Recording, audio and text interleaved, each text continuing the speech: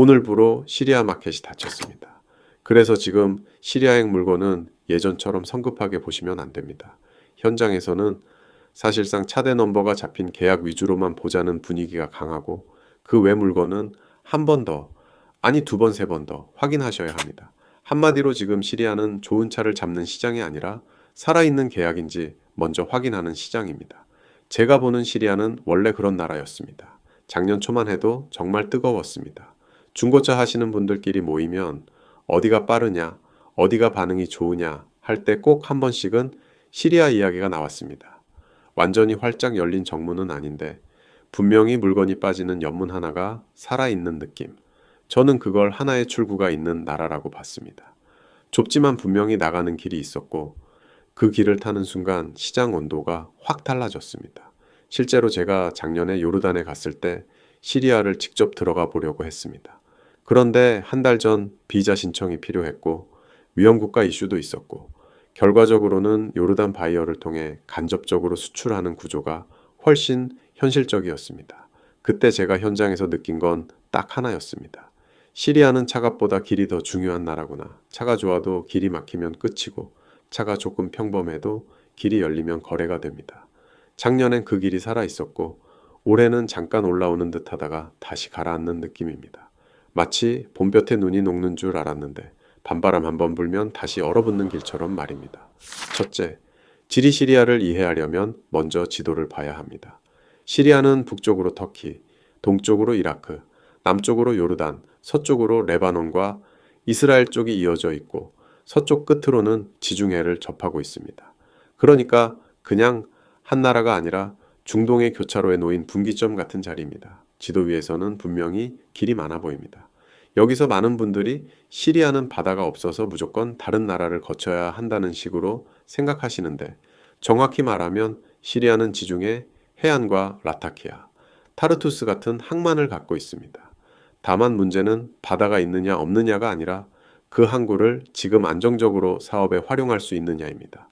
항만이 있어도 보험, 제재, 항로 안정성, 통관, 육로 연결까지 맞아떨어져야 비로소 길이 됩니다.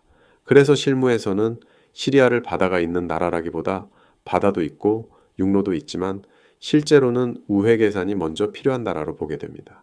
그래서 인접국 설명이 중요합니다.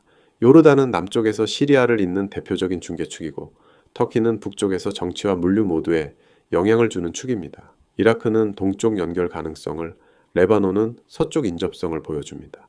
UAE는 직접 붙어 있지는 않지만 한국 중고차가 중동으로 뻗어나갈 때 자주 언급되는 재수출 허브 역할을 떠올리게 합니다. 시리아는 지도상 한 칸이지만 사업상으로는 주변 여러 칸을 같이 읽어야 움직이는 나라입니다. 둘째, 문화 시리아를 숫자만으로 보면 지루합니다. 사람 냄새를 같이 봐야 이 시장이 이해됩니다.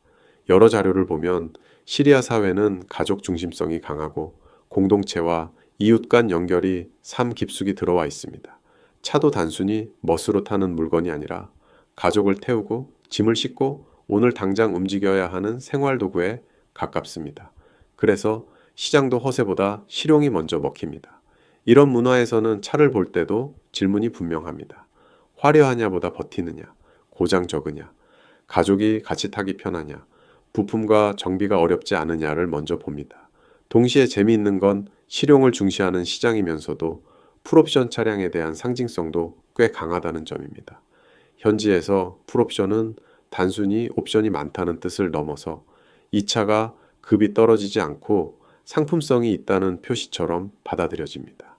그래서 썬루프나 버튼 시동, 가죽 시트, 내비게이션 같은 요소가 생각보다 중요하게 평가됩니다. 중고차 시장도 결국 사람 심리로 움직입니다. 이웃 간 신뢰와 입소문이 강한 곳은 한번 달아오르면 빠르게 뜨거워지고 반대로 분위기가 꺾이면 순식간에 식습니다. 시리아가 작년에 그렇게 뜨거웠다가 올해 다시 조심스러워진 것도 단순히 정책 때문만이 아니라 시장 심리가 먼저 흔들렸기 때문이라고 봐야 합니다. 셋째, 정치와 전쟁 시리아 시장이 왜 이렇게 어렵냐고 물으면 결국 정치와 전쟁 이야기로 들어갈 수밖에 없습니다. 2011년 이후 이어진 내전은 이 나라를 하나의 단순한 시장으로 보기 어렵게 만들었습니다. 경제는 크게 위축됐고 시장의 처는 조금 돌아오는 것 같아도 몸 전체가 완전히 회복된 상태는 아닙니다. 여기에 정치 지형도 단순하지 않습니다. 정부가 통제하는 지역, 북부의 터키 영향권, 동북부의 쿠르드 세력 지역 등 실제로는 여러 권역이 나뉘어 움직여 왔고 그 차이가 물류와 거래 안정성에 그대로 반영됩니다.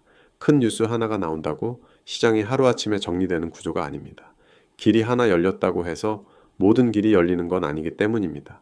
그러니까 시리아는 차가 필요하냐, 안 필요하냐의 시장이 아닙니다. 차는 분명 필요합니다. 하지만 그 차가 움직여야 할 나라의 질서가 아직 완전히 안정되지 않았다는 게 핵심입니다. 심장은 뛰는데 박자가 고르지 않은 상태. 저는 지금 시리아를 그렇게 봅니다. 넷째, 국제 물류에 미치는 영향. 이제 국제 물류 이야기입니다. 중고차 수출하시는 분들은 잘 아시죠? 어떤 시장은 차량 시세표보다 선적표가 더 무섭습니다. 시리아가 딱 그렇습니다. 일부 제재 완화 소식이 나온다고 해서 그게 곧바로 이제 다 정상이라는 뜻은 아닙니다. 서류 결제, 보험, 선사 판단, 환적, 국경 통과까지 하나라도 꼬이면 전체가 흔들립니다. 항만 개발 소식도 분명 희망 신호로 볼 수 있습니다. 하지만 현장은 뉴스 한 줄로 움직이지 않습니다. 항만이 개발된다고 당장 내 차가 안전하고 빠르게 들어가는 건 아니기 때문입니다. 더구나 최근 중동 긴장은 해상 운송비와 선복 운영에도 부담을 줬고 실제 수출 현장도 영향을 받습니다. 그래서 시리아는 직선으로 가는 시장이 아니라 곡선으로 들어가는 시장입니다. 상황에 따라 요르단을 보고 북쪽은 터키를 보고 옆으로는 레바논과 이라크를 같이 보고 돈과 결제 흐름에서는 UAE 같은 재수출 허브도 염두에 둡니다. 시리아행 비즈니스는 차를 보내는 일이 아니라 길을 설계하는 일에 더 가깝습니다. 다섯째, 왜 시리아가 한국 중고차 수출에서 중요했는가? 그럼에도 왜 시리아가 한국 중고차 수출에서 중요했느냐? 답은 간단합니다. 한때 수요와 상품이 아주 강하게 맞아떨어졌기 때문입니다. 한국 중고차는 가격 대비 상품성, 브랜드 인지도, 옵션 구성, 관리 상태에서 중동권과 재건 수요 시장에서 강점을 보여왔습니다. 현장에서 보면 시리아는 좁지만 빠른 출구 같은 시장이었습니다. 문은 넓지 않았지만 길만 맞으면 물량이 의외로 빠르게 소화됐습니다. 그래서 작년 초에는 정말 뜨거웠습니다. 하지만 뜨거운 시장일수록 규제 변화에 민감합니다. 실제로 시리아는 중고차 수입을 강하게 제한했고 이후 업계 충격과 실무 혼란이 컸습니다. 그래서 지금은 예전처럼 감으로 접근하면 안 됩니다. 차를 보는 눈보다 계약을 보는 눈이 더 중요합니다. 차대 넘버, 결제, 실수요, 통관 가능성, 중개 루트까지 함께 봐야 합니다. 여섯째, 인기 차종과 구매 성향. 이제 가장 궁금해하시는 차종 이야기로 가보겠습니다. 시리아와 연결해서 한국에서 자주 거론되는 차들은 특징이 분명합니다. 보기 좋은 차보다 현지에서 바로 상품이 되는 차가 먼저입니다. 그리고 그 기준은 의외로 단순합니다. SUV 강세, 풀옵션 선호, 그리고 특히 썬루프 선호입니다. 투싼은 체급 부담이 덜하면서도 SUV 느낌은 살릴 수 있어 접근성이 좋습니다. 쉽게 말해 너무 크지도 않고 너무 약하지도 않은 설명하기 편한 차입니다. 산타페는 여기서 한 단계 올라갑니다. 가족차 이미지가 강하고 옵션 좋은 차량은 상품성이 확 살아납니다. 이 차는 한 급 위다라는 느낌을 주기 좋습니다. 베라크루즈는 시리아 이야기할 때 빠지면 섭섭한 차입니다. 7인승 이미지, 큰 차체, 존재감, 그리고 풀옵션 사양이 주는 만족감 때문에 유독 선호도가 붙습니다. 모하비도 마찬가지입니다. 차가 주는 묵직함과 내구 이미지 때문에 반응이 옵니다. 현장 체감상 이 두 차는 시리아 시장이 열리면 바로 떠오르고 반대로 시리아 수요가 막히면 갈 곳이 확 줄어드는 대표 차종으로 많이 언급됩니다. 그래서 현장에서는 베라크루즈와 모하비는 시리아 온도가 중요하다는 말이 나오는 겁니다. 그리고 정말 중요한 포인트가 있습니다. 풀옵션, 특히 썬루프입니다. 이건 그냥 있으면 좋은 수준이 아닙니다. 버튼 시동, 내비게이션, 가죽 시트, 전동 시트도 중요하지만 썬루프는 유난히 체크하는 항목입니다. 같은 차라도 썬루프 하나로 된다, 안 된다가 갈릴 정도입니다. 흰색 선호와 풀옵션 선호도 같이 붙는 경우가 많습니다. 결국 현지에서 풀옵션 차량은 단순한 편의사양 덩어리가 아니라 상품성 높은 차, 급이 있는 차, 보여줄 수 있는 차로 받아들여지는 겁니다. 정리하면 이렇습니다. 투싼은 접근성, 산타페는 밸런스, 베라크루즈는 존재감, 모하비는 강인함입니다. 그리고 이 네 차를 관통하는 핵심은 결국 풀옵션, 선루프, 그리고 현지에서 바로 상품이 되느냐입니다.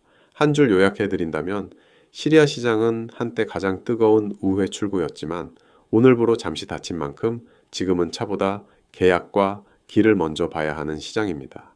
오늘 내용을 한마디로 정리하면 이렇습니다. 시리아는 분명 매력적인 시장이었습니다. 작년에는 정말 뜨거웠고 요르단 같은 인접국 바이어를 통해 간접적으로 연결되는 구조 속에서도 충분히 존재감이 있었습니다. 하지만 지금은 상황이 다릅니다. 분위기가 조금 살아나는 것 같다가도 다시 식고 시장 기대감보다 규제와 물류, 국제 정세, 서류 리스크가 더 크게 느껴집니다. 그래서 지금은 공격적으로 볼 시장이 아니라 냉정하게 확인하면서 봐야 할 시장입니다. 특히 오늘 기준으로는 마켓이 잠시 멈춘 상태라는 전제를 깔고 차대 넘버가 잡힌 계약인지, 실제 진행 가능한 물건인지, 현지 루트가 살아있는지 반드시 체크하셔야 합니다. 예전처럼 좋은 차 하나 잡았으니 되겠지 하는 시장이 아닙니다. 지금의 시리아는 좋은 차에 좋은 길, 좋은 계약, 좋은 타이밍까지 붙어야 움직이는 시장입니다. 오늘은 시리아 시장을 정리해 드렸습니다. 앞으로도 이렇게 국가별로 하나씩 실제 중고차 시장이 어떻게 움직이는지, 어떤 나라는 왜 뜨고, 어떤 나라는 왜 막히는지 현장감 있게 계속 정리해서 올려드리겠습니다. 이런 정보가 필요하신 분들, 그리고 나라별 중고차 수출 흐름을 꾸준히 받아보고 싶으신 분들은 구독 꼭 부탁드리겠습니다. 앞으로도 실무에 도움이 되는 내용으로 계속 찾아뵙겠습니다.